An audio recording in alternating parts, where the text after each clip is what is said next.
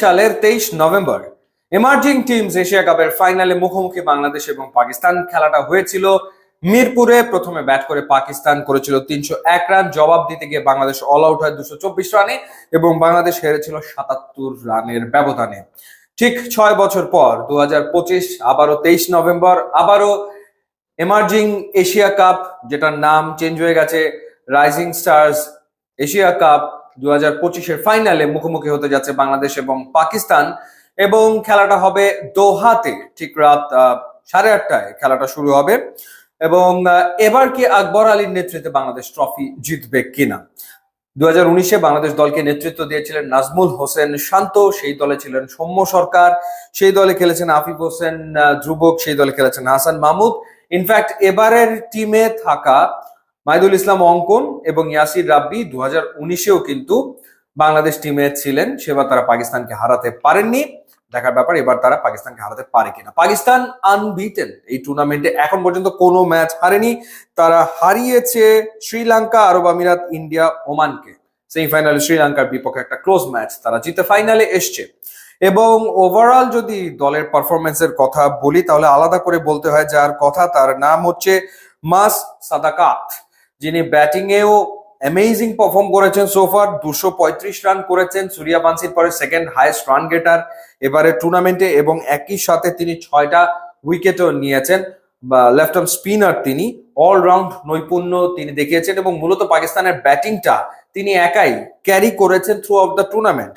তিনি ওমানের বিপক্ষে 96 রানে অপরাজিত ছিলেন, এরপর ইন্ডিয়ার বিপক্ষে 79 রান করে অপরাজিত, আরব আমিরাতের বিপক্ষে 37 রান করে অপরাজিত। ফাইনালি তিনি আউট হয়েছেন সেমিফাইনালে শ্রীলঙ্কার বিপক্ষে 23 রান করে। মজার ব্যাপার, 235 রান তিনি করেছেন। আর পাকিস্তানের পক্ষে সেকেন্ড হাইয়েস্ট রান করেছেন গাজী ঘড়ি, যিনি করেছেন মাত্র 55 রান। তো পক্ষান্তরে বাংলাদেশের ব্যাটিং ডিপার্টমেন্টকে লিড করছেন হাবিবুর রহমান সোহান, যিনি এখন পর্যন্ত রান করেছেন 202 এবং হাইয়েস্ট রান গেটারদের তালিকাতে 3-এ রয়েছেন বাংলাদেশের এই ড্যাশিং ওপেনার। এরপর দ্বিতীয় অবস্থানে রয়েছেন ক্যাপ্টেন আকবর, যার ব্যাট থেকে 75 রান এসছেন, এবং জিসান আলম শুরু তো ভালো করছেন, এখন পর্যন্ত টুর্নামেন্টে 73 রান করেছেন, বাট বড় ইনিংস খেলতে পারেননি।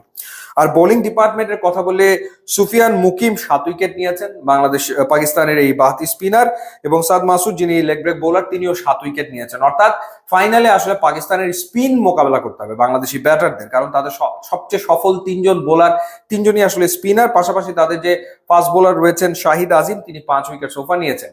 আর বাংলাদেশের দিক থেকে Ripon Mondal highest wicket taker, 8 wicket নিয়েছেন। ইন্ডিয়ার বিপক্ষে যা করেছেন সেটা তো এক কথায় অসাধারণ ছিল, ওরকম পারফরমেন্স তার কাছ থেকে বাংলাদেশ টিম আবারও চাইবে।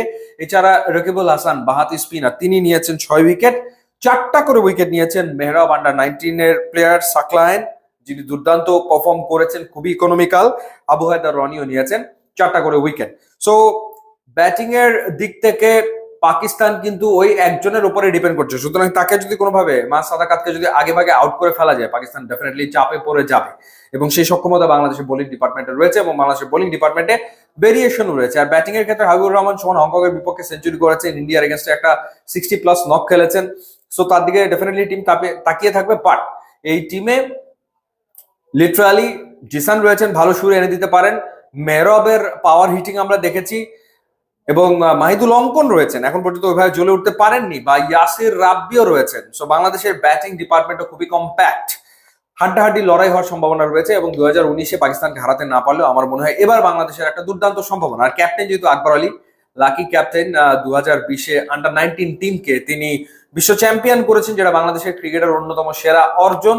এছাড়া অধিনায়ক হিসেবে তিনি ব্যাক টু ব্যাক 2টো NCL-এ রংপুরকে তিনি চ্যাম্পিয়ন করেছেন দলকে 2023 এবং 2024-এ। সুতরাং অ্যাজ ক্যাপ্টেন তিনি দুর্দান্ত পারফর্ম করেন, যদি ইন্ডিয়ার বিপক্ষে কিছু ব্লান্ডার করেছিলেন, বাট ফাইনালে নিশ্চয়ই তিনি চাইবেন কোনো ভুল ভ্রান্তি না করতে এবং আরো একবার বাংলাদেশকে শিরোপা উপহার দিতে। বাংলাদেশ ইন্টারন্যাশনাল ট্রফি তো সেভাবে খুব বেশি জেতে না, তো সেই ক্ষেত্রে এটা আরো একটা চান্স আর একটা ট্রফি জেতার, এবং এই প্লেয়াররা যদি ট্রফি জেতে তাদের আত্মবিশ্বাস অনেকখানি বাড়বে। ওটা বাংলাদেশ তাকিয়ে থাকবে এই ম্যাচের দিকে, এবং আমরা আশা করবো যে আকবরের হাত ধরে বাংলাদেশ আরো একটা আন্তর্জাতিক শিরোপা জিতবে। ইউটিউব এবং ইনস্টাগ্রাম লিঙ্ক দেওয়া আছে, আপনারা যোগ দিলে খুবই খুশি হবো। And thanks for watching.